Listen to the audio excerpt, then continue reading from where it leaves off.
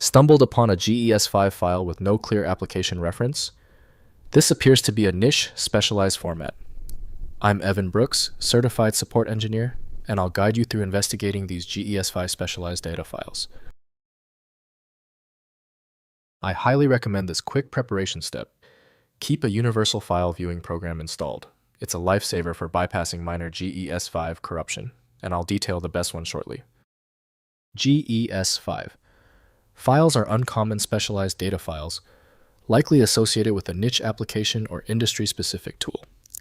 The version style suffix 5 suggests it may be the fifth iteration of a GES format, used in specific scientific engineering or business software requiring identification of the originating application for proper handling. GES5.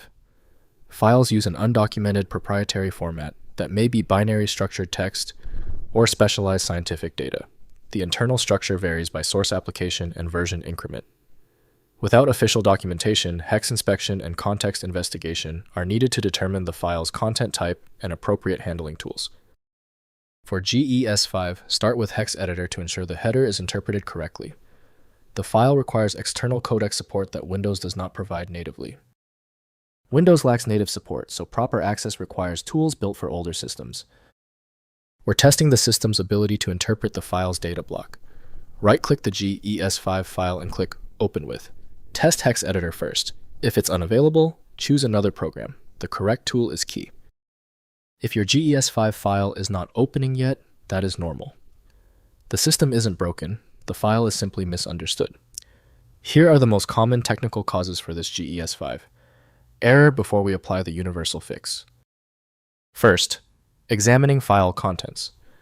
Open the GES5 file in a hex editor like HXD or 010 editor to inspect the binary structure. Look for ASCII text strings, file signatures, or recognizable data patterns that hint at the format type. Sometimes proprietary formats reveal their nature through embedded metadata or readable headers in the first few hundred bytes.